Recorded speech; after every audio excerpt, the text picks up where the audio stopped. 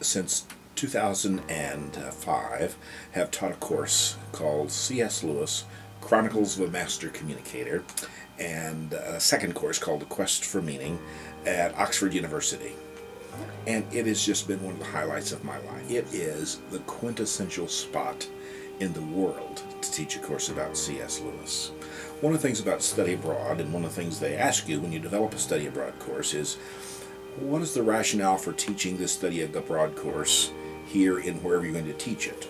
And if you're going to teach mathematics, you could teach that anywhere, but why would you teach it in a particular location? Well, Lewis was educated and lived in Oxford his entire life, at least from 1916 to 1963.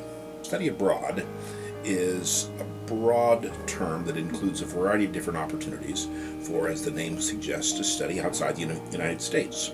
It includes some programs led by faculty. It includes other programs that are offered by other vendors, but it's a way and a function of studying outside the United States. It is one of the most valuable enrichment. I wouldn't even say it's enrichment, it's integral to being an educated person, to learning about others. One of the themes of my writing and research is about being other-oriented, focusing on other people. And when you study abroad and you realize you're in a different context, a different culture, and even in an English-speaking culture like England, like Great Britain, there are still differences.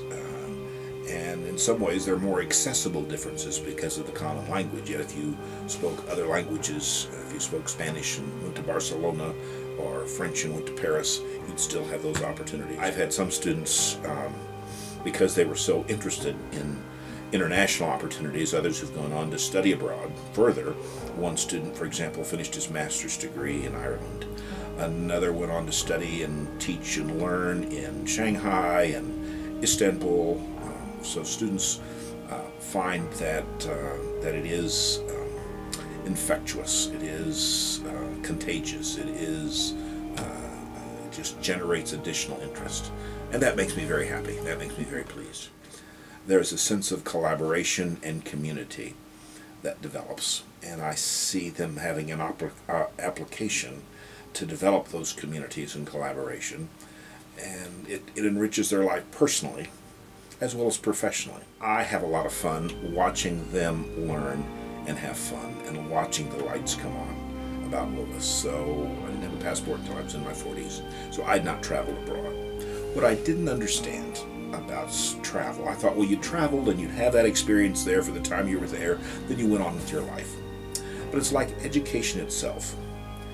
You invest in an education not only for what it does for you during your time on campus, but you invest in that because it changes your life, and what you learn affects you for the rest of your life, personally and professionally. So it is with study abroad.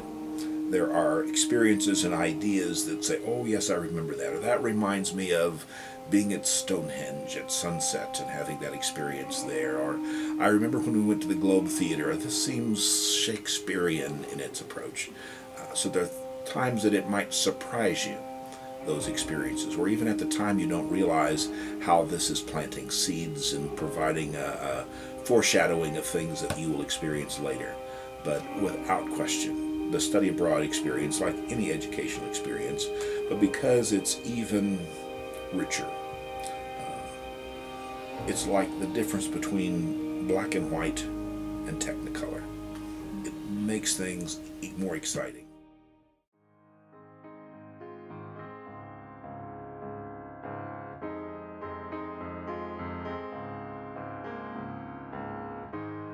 I never say never, but in all probability, that was probably the last time I'll take an organized group of students to Oxford for academic credit. I will go to Oxford every year. I will continue to go there, and I will continue to be a student there myself as I study in the library and interact with my Lewis colleagues and others who knew C.S. Lewis personally.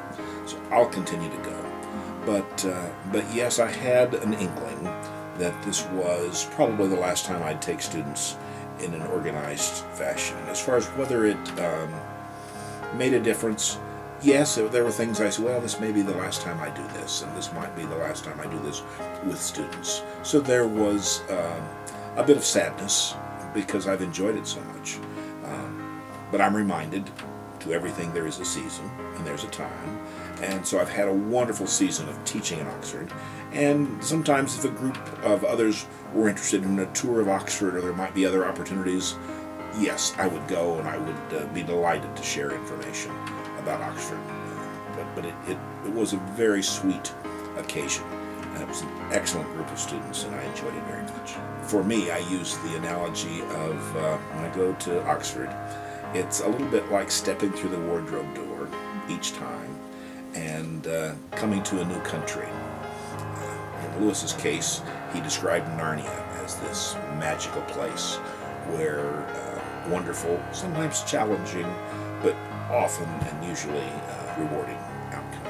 And that's the way I feel. And to be able to take students there, at first I was reluctant because I loved Oxford myself. I enjoyed going. And I wondered, if I take students there, then it becomes part of my work. Will it have the same magic if I'm there working instead of just there enjoying it myself? And I found that it enriched my life because I was able each time to experience through the new, fresh eyes of my students.